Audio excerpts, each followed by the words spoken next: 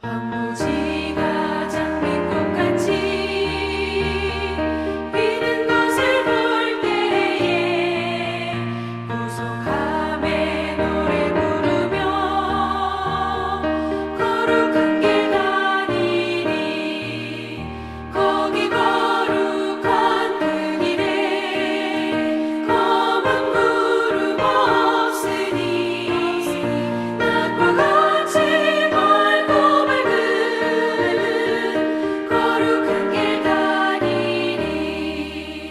하나님의 아름다움과 그의 영광 볼 때에 모든 괴로움 잊어버리고 거룩한 길 다니리. 거기 거룩한 그 길에 검은 구름 없으니 낮과 같이 맑고 맑은 거룩한 길 다니리. 마른 땅에 샘물 터지고 사막에 물 흐를 때 기쁨으로 찬송 부르며 거룩한 길 다니리. 거기 거룩한 그 길에 검은 구름 없으니 낮과 같이 맑고 맑은 거룩한 길 다니리.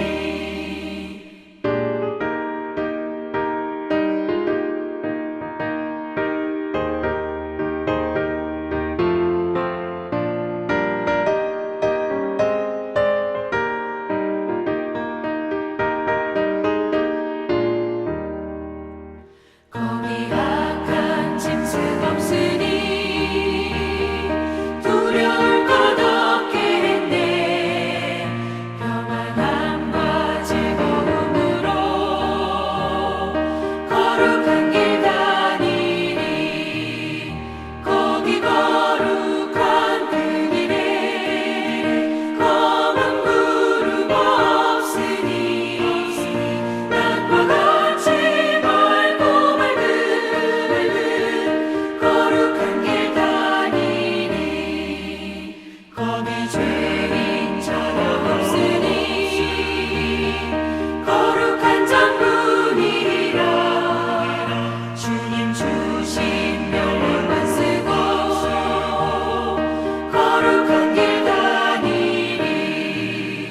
거기 거룩한 그 길에 검은 구름 없으니 낮과 같이 맑고 맑은 거룩한 길 다니리.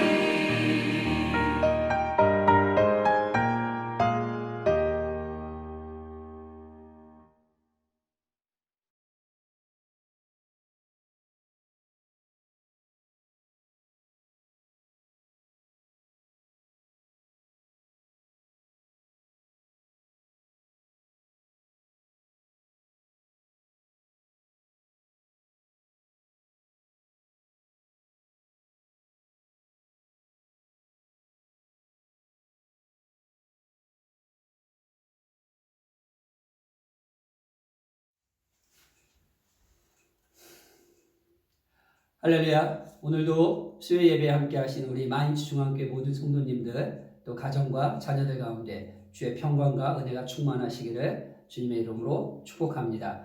우리 함께 기도하겠습니다. 전능하신 아버지 하나님 감사합니다. 오늘 주의 생명의 말씀을 또 전합니다. 하나님, 전하는 자나 듣는 자나 주의 은혜 가운데 있게 하여 주시고 깨닫는 지혜가 또 순종할 수 있는 믿음이 우리 안에 있게 하여 주옵소서. 감사드리고 예수님의 이름으로 기도드렸습니다. 아멘. 오늘 말씀의 제목을 하나님 나라의 비유에 대해서 이렇게 말씀을 나누고자 합니다. 예수님의 구원 사역의 목적은 이 땅에서도 또한 하나님의 나라를 건설하는 일이었습니다. 하나님의 나라는 하나님이 왕이신, 하나님이 통치하시는 그 하나님의 통치가 이루어지는 전 영역을 말합니다. 예수님께서는 마귀가 왕노릇하는 이 땅에 오셔서 이 세상 가운데 하나님의 나라를 세우시기를 위해서 또 이 땅에 오셨습니다. 예수님께서는 이 세상의 진정한 왕으로서 만왕의 왕이심을 또 우리에게 보여주시고 또 만왕의 왕이심을 우리는 또한 잘 알고 있습니다. 이러한 사실을 아는 우리들은 말도 안 되는 나약하고 연약한 존재임에도 불구하고 그러한 모습들을 가지고 있음에도 주님의 부르심을 받았기에 주님의 동역자가 되어 하나님 나라를 세워 나갑니다.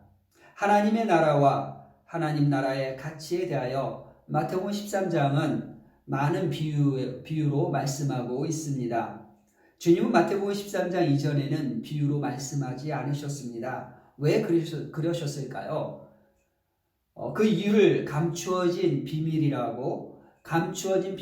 때문이라고 예수님은 표현하셨습니다. 천국은 베일에 가려져 있는 비밀의 이야기입니다. 들어야 할 사람이 있고 들어서는 안 될 사람이 있다고 마태복음은 말씀하고 있습니다. 하나님의 통치를 갈망하며 순종하는 또 그렇게 순종하며 살아가려고 하는 자들에게는 하나님의 나라는 늘 천국은 늘 열려 있는 곳이지만 대적하는 자들에게나 불순종하는 사람들에게 닫혀 있는 이 비밀이 천국 복음입니다. 그래서 보는 사람이 복이 있고 듣는 사람이 복이 있다라고 말씀합니다. 그와는 반대로 함께하고 있지만 안 들리고 못 보는 사람들도 있다고 합니다. 그것은 마음이 완악하기 때문이라고 성경은 말씀하고 있습니다. 매주 들려지는 하나님의 말씀이 나의 말씀이 아니라 너를 위한 말씀, 또 그 사람, 그를 위한 말씀이 되어서는 안 됩니다.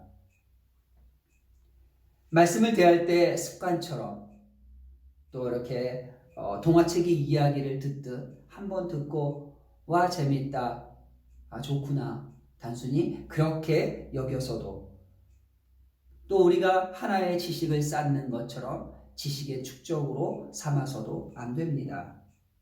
지난주에 우리는 씨 뿌림의 비유에 대해서 나누었습니다. 말씀 선포는 언제나 씨를 뿌리는 것과 같습니다. 말씀은 뿌려지고 있는데 내 삶에 어떤 열매가 나타나고 있습니까? 한 가지 메시지, 하나의 말씀을 통해서 매번 한 가지씩만 결단한다고 해도 우리는 이 땅에서 사는 동안에 참 많은 말씀의 열매들을 내 삶 가운데 취할 수 있을 것입니다. 오늘 우리는 몇 가지 비유를 더 나누고자 합니다. 오늘 나누는 이 본문은 하나님 나라의 부흥과 확장을 보여주는 비유들입니다. 어떤 것들이 있습니까? 첫째는 곡식과 가라지 비유입니다. 본문 마태복음 13장 24절에서 30절까지의 말씀입니다. 이 곡식과 가라지, 우리가 잘 아는 알곡과 가라지에 대한 비유입니다. 우리가 사는 세상은 하나님의 자녀들만 있는 것이 아니라 하나님의 자녀가 안 된 세상의 사람들, 또 더 나아가서는 하나님께 속하지 아니하였으니 사단의 자녀들도 함께 있습니다. 좋은 씨가 있지만 가라지도 함께 있고 가짜가 있고 또 진짜가 있다는 말씀입니다. 이 씨들이 밭이라는 세상에 뿌려졌습니다. 이 복음의 씨앗이 하나님의 말씀이라는 또 천국의 비밀이라는 이 천국의 복음이 이 말씀이 세상이라는 밭에 흩뿌려졌습니다. 시간이 흐르면 좋은 씨도 열매를 맺을 것이고 가라지도 나쁜 씨도 열매가 나타날 것입니다. 추수 때가 되면 좋은 씨인지 가라지인지 드러나게 될 것입니다. 열매를 통해 진짜와 가짜가 나타난다는 것입니다. 하나님께서는 그 무엇보다도 한 알의 씨알의 소중함을 또 말씀하시기에 한 영혼이 천하보다 귀하다라고 말씀하셨습니다. 그렇기 때문에 하나님은 언제나 악한 자에 대해서도 우리 눈에 보이는 악한 자, 또 하나님께서 또 보시기에 악한 자라도 돌이키기를 오래 참으심으로 기다리십니다. 우리는 어떻습니까? 우리는 다른 사람에 대하여는 하나님이 아직 심판하시지 않으셨기에 우리도 함부로 정죄하면 안 되고, 또한 그의 삶을 또 그가 하나님께로 돌아올 수 있다라는 이 가능성을 포기해서는 안 됩니다. 다른 사람에 대하여는 우리에게 심판할 권한은 없지만 우리 자신에게는 미혹을 받지 않도록 경계하고 조심해야 할 책임이 스스로에게 있습니다. 곡식은 추수때에 이르면 그 열매로 그 결과를, 그것이 알곡인지 가라지인지 알 수 있기 때문입니다. 그래서 곡식은 다 익을 때까지, 추수때가 될 때까지 기다려 보아야 합니다.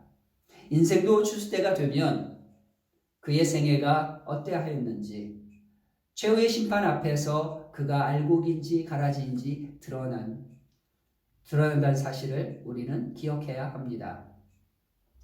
마지막 때에 완성될 하나님의 나라는 의인과 악인이 분명히 나누어지기 때문입니다. 그러나 우리는 누가 참담한 죄를 지었지만 마침내 회개하여 하나님께 돌이켜 하나님 나라에 들어갈 수 있는 다윗이 되었지, 아니면 처음 시작은 기름 부음을 받은 왕이었지만 그의 나중은 하나님의 영이 떠나버린 참담한 형편에 처하는 사울 왕이 될지 우리는 다 알 수가 없습니다. 그것은 하나님의 영역이기 때문에 지금은 누가 의인인지 누가 악인인지 우리는 정확하게 알 수 없다는 말씀입니다. 그래서 우리가 할 수 있는 것은 스스로를 돌이켜 항상 근신하여 깨어있는 자세가 되어야 합니다. 그리하여 항상 근신하여 깨어서 마귀로 나를 틈타지 못하게 해야 합니다. 뿌려진 가라지가 다른 영혼을 미혹하지 못하도록 주의해야 합니다. 알곡과 가라지 사이를, 또 이러한 대결을 마지막 때에 나타날 적그리스도와 하나님의 자녀, 그리고 참된 신부로서 자신을 단장하는 교회와 또 7머리, 또 10뿔 가진 짐승을 탄 바벨론이라고 표현된 그 바벨론이라는 것에 대한 그 대결에서 나중에는 극을 이루게 될 것입니다. 그러나 염려하거나 두려워하지 마십시오. 분명한 것은 이 종말에 그리스도는 모든 사단의 세력을 무찌르실 것이며 모든 영적 전쟁을 승리로 끝마치게 될 것이기 때문입니다. 둘째는 겨자씨와 누룩의 비유입니다. 본문 31절에서 33절까지 짧게 나타나 있습니다. 겨자씨나 누룩은 그 출발이 매우 작고 또 미약하고 미미한 존재였습니다. 그러나 겨자씨는 자라면 온갖 새들이 깃들고 나무와 가지가 우거져서 많은 새들이 쉼을 얻고 보금자리를 만듭니다. 누룩은 비록 작은 그 한 방울 하나의 누룩이 가루에 떨어지면 정말 굉장히 빠르게 전체적으로 그 누룩이 퍼져나가는 것을 봅니다. 그런 영향력이 있는 것이 누룩입니다. 그래서 누룩은 복음의 내적 영향력을 말하고 또 겨자씨는 외적 영향력을 말한다고 이렇게 또 성경학자들은 또 해석을 하곤 합니다. 베들레헴 마을관에서 시작된 또 우리 기독교입니다. 그리고 마가의 다락방에 모여있는 120명의 기도로 시작된 교회의 역사입니다. 그러나 오늘날 전 세계로 우리 교회는, 우리 기독교는 확산되었습니다. 또 이 복음이 들어가면 사람들의 심령이 변합니다. 개인의 심령이 변할 뿐만 아니라 부부 관계도 변합니다. 부모와 자녀의 관계도 변합니다. 가정과 사회에 변화가 생깁니다. 심지어 나라와 민족과 또 세상의 가치관들이 변화를 일으킵니다. 이렇듯 그리스도의 말씀, 복음은 겨자씨가 되고 또 누룩이 되어서 세상 가운데 또 우리의 삶 가운데 이렇게 변화를 일으키고 있습니다. 셋째는 감추인 보화 그리고 값진 진주에 대한 비유입니다. 본문 44절에서 46절까지의 말씀입니다. 밭에 감추어져 있는 보화를 얻기 위해 밭을 산 사람, 이 농부의 행동을 우리는 천국을 소유하는 지혜로운 행동이었다라고 말합니다. 그의 행동을 왜 우리는 지혜롭다고 말하고 있을까요? 밭에 감추어진 보화는 모든 희생을 감수하더라도 모든 대가를 지불해서라도 취할 수만 있다면 소유해야 할 그만한 가치가 있는 소중한 그 무엇이었습니다. 최상의 가치를 상징합니다. 이 최상의 가치를 가진 감추어진 보화는 하나님의 나라, 하나님 나라의 가치를 말하고 있습니다. 감추어진 보화, 하나님의 나라의 가치를 발견한 사람이 자신이 가진 그 모든 것들을 희생하고 자신이 가진 모든 것들을 대가로 지불해서라도 이것을 소유한 것은 어쩌면 최상의 것을 아는, 최상의 것을 취하려고 하는, 최상의 것을 소유하고자 했던, 사모하는 그에게는 지극히 자연스럽고 당연한 결과일지 모르겠습니다. 당연히 그는 최상의 것을 위해서 모든 것을 희생하고 모든 것을 대가로 내어놓을 수 있는 것이었습니다. 그래서 그는 지혜로운 행동을 한 것입니다. 또한 극히 값진 진주 하나를 얻은 자는 좋은 진주를 얻기 위하여 자신의 일생을 다 바친 사람을 말합니다. 이것은 자기의 삶을 다 바쳐서라도 자기가 추구하는 진리를 얻고자 하는 구도자의 자세를 설명하고 있습니다. 이 사람은 자기의 삶을 다 바쳐서 구도의 길을 가다가 드디어 진리를 찾았습니다.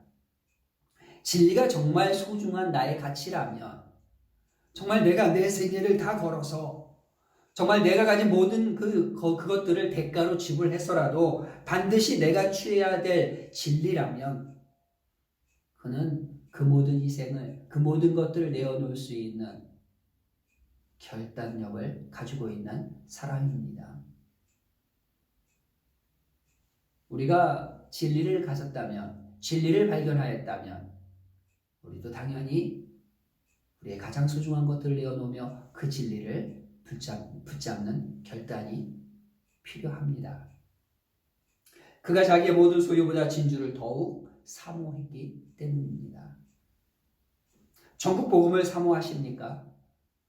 저와 여러분은 천국 복음을 사모합니까? 정말 천국 복음이 가장 가치 있는 진리라고 믿으십니까?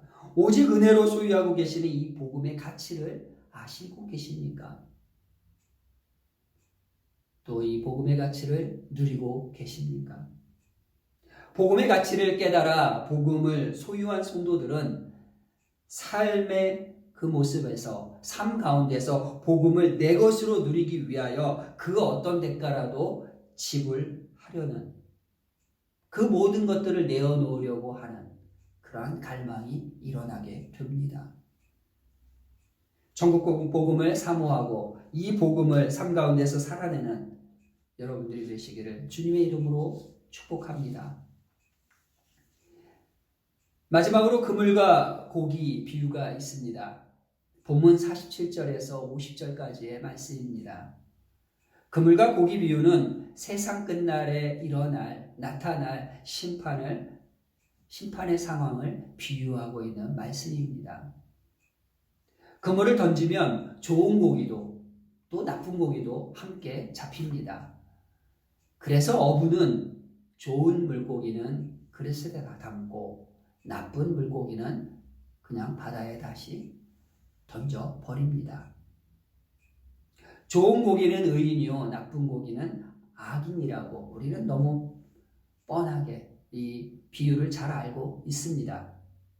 이 비유가 우리에게 주는 교훈은 이 땅의 하나님의 나라는 기본적으로 누구든지 참여할 수 있는 오픈된 공동체라는 것입니다. 그러나 이 한 공동체에 있다고 하더라도, 속했다 하더라도 모두 하나님 나라에 합당한 것은 아니라는 것입니다. 그릇에 담겨질 고기가 있고 버려질 고기가 있다는 것입니다.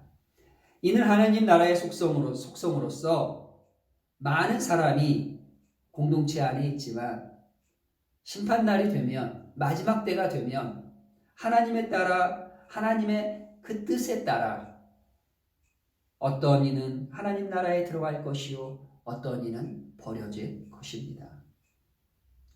들어가고 버려지는 그 기준은 공동체에 속했느냐 안 했느냐가 아닙니다. 결국은 하나님 나라에 들어가고 또 버려지는 그 기준은 내가 지금 공동체에, 하나님의 나라를 이루고 있는 어떤 공동체에 속해 있느냐 아니냐가 아니라 오직 심판하시는 하나님의 뜻에 있습니다.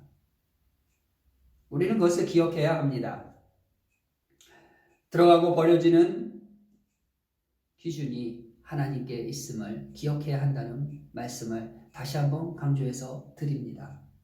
이와 같이 영원한 보상과 기업의 나라로 들어갈 자들이 있고 또 풀무불에 들어가 심판받을 영혼들이 있다고 오늘 본문은 비유로서 말씀하고 있습니다. 저와 여러분은 심판의 날을 잘 준비하는 지혜로운 일꾼이 되기를 주님의 이름으로 축복합니다. 잠시라도 오늘 우리는 말씀 앞에서 자기 자신을 살펴보는 이 시간이 되기를 주님의 이름으로 간절히 소망하고 바랍니다. 나는 하나님 나라의 부흥과 확장을 위해 지금 어떤 기여를 하고 있나요? 또 나는 내가 붙잡은 이 가치와 진리를 위해 어떤 대가를 지금 지불하고 있나요? 최후 심판대 앞에 섰을 때에 하나님 앞에 코람데오 하나님 앞에 섰을 때에 나는 어느 편에 설 것인가를 우리는 확신하고 있나요? 또 만약 그렇다면 왜 나는 하나님 앞에서 그렇게 그 편에 설 수 있다라고 생각하고 있나요? 오늘 우리는 비록 코로나19의 이 팬데믹 상황 안에서 주춤하고 있지만 분명한 것은 하나님의 능력과 부흥을 기대하며 기다리고 있습니다. 이 부흥을 끌어당기는 힘은 믿음입니다. 하나님이 역사하시리라는 기대와 믿음이 우리에게 기적을 나타낼 것이고 그 기적이 부흥을 일으키실 것이고 이 부흥이 우리 세대에 우리가 누리는 축복이 될 것입니다. 이것을 믿으십니까? 저와 여러분은 이것을 믿으시기를 주님의 이름으로 축복합니다. 믿음 없는 세대를 향한 주님의 말씀을 기억해 봅니다. 오늘 본문 이후에 나와 있는 마태복음 13장 58절의 말씀입니다. 주님은 이렇게 말씀하십니다. 그들이 믿지 않음으로 말미암아 거기서 많은 능력을 행하지 아니하시니라. 하나님 나라의 부흥을 기대하고 원하십니까? 그럼 지금 내가 결단해야 할 일은 무엇입니까? 지금 내가 섬기고 있는 교회에서 하나님의 통치가 활발해지고 또 더욱더 활발해지기를 원한다면 지금 나는 무엇을 해야 합니까? 내가 할 수 있는 일은 무엇입니까? 코로나가 많은 신앙인들의 믿음의 전진을 또 믿음의 발걸음을 붙잡고 있습니다. 어떻게 보면 우리를 묶고 있습니다. 그러나 우리의 믿음은 우리가 가지고 있는, 우리가 소유한 이 복음은 절대로 그 무엇도 붙들어 두거나 묶어둘 수가 없습니다. 우리의 기도도 가둬둘 수 없습니다. 그래서 우리는 이 마지막 추수를 위한 늦은 비의 은혜를 구해야 합니다.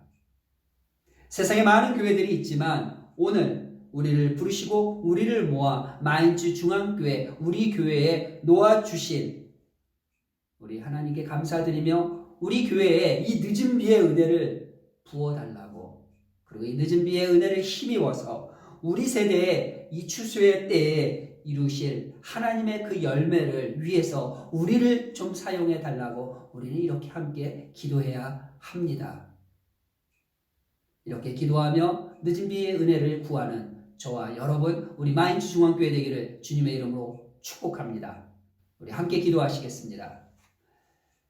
전능하신 아버지 하나님, 감사합니다. 하나님의 나라, 하나님의 천국 복음이 확장되고 더 확대되는 일에 우리 교회를 사용하여 주옵소서.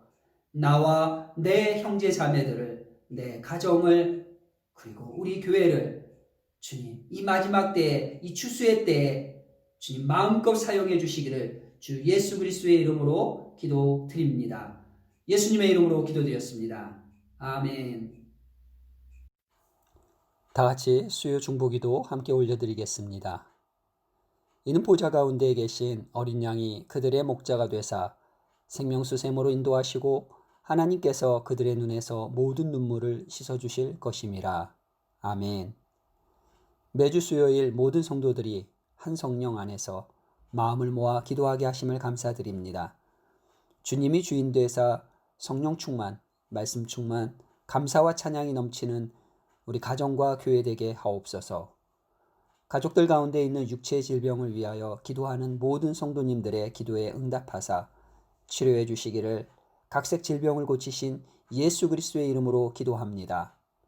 신학년을 맞이한 자녀들에게 지혜와 총명함을 주시고 좋은 선생님, 좋은 친구들과 함께 즐겁고 건강한 학교 생활이 되게 하옵소서. 2020년 하반기 교회 모든 일정 가운데 하나님의 계획과 하나님의 뜻을 이루시옵소서. 8월 21일 시작되는 하반기 신방 일정 가운데 안전과 건강과 각 가정에 합당한 말씀과 은혜를 부어 주옵소서. 삶의 터전, 사업, 직장, 학업의 장에서 오직 주님만 나타내게 하옵시며 우리 각자에게 주신 은사대로 교회와 이웃을 섬기게 하옵소서. 박윤승 권사님의 부러진 뼈가 잘 붙고 통증 없이 빠르고 완전하게 회복되게 하옵소서. 호주에 계신 민충광 권사님의 동생분이 위암으로 투병 중이십니다. 전이되어 수술도 어려운 상황이라 항암 치료에 의탁하고 있습니다. 주님의 뜻이라면 사람이 할 수 없는 이 일을 주님께서 행하사 치료해 주시기를 간절히 기도합니다. 키르기스탄 박다니엘 안민숙 선교사님 가정이 한국에 들어가셨는데 적절한 치료를 통해 빠르고 완전하게 회복되게 하옵소서. 퀼른의 나승필 선교사님 가정과 건강과 사역에 성령의 권능을 허락하여 주옵소서. 주여, 세상으로 하나님이 세상을 이처럼 사랑하사 독생자를 보내심과 죄인들을 구원하시기 위해 인간의 몸을 입고 이 땅에 오셔서 죽음도 감당하신 그리스도의 그 큰 사랑을 깨닫게 하옵소서. 예수님의 이름으로 기도드렸습니다. 아멘. 주기도문으로 예배를 마치겠습니다. 하늘에 계신 우리 아버지, 아버지의 이름을 거룩하게 하시며 아버지의 나라가 오게 하시며 아버지의 뜻이 하늘에서와 같이 땅에서도 이루어지게 하소서. 오늘 우리에게 일용할 양식을 주시고 우리가 우리에게 잘못한 사람을 용서하여 준 것 같이 우리 죄를 용서하여 주시고 우리를 시험에 빠지지 않게 하시고 악에서 구하소서. 나라와 권능과 영광이 영원히 아버지의 것입니다. 아멘.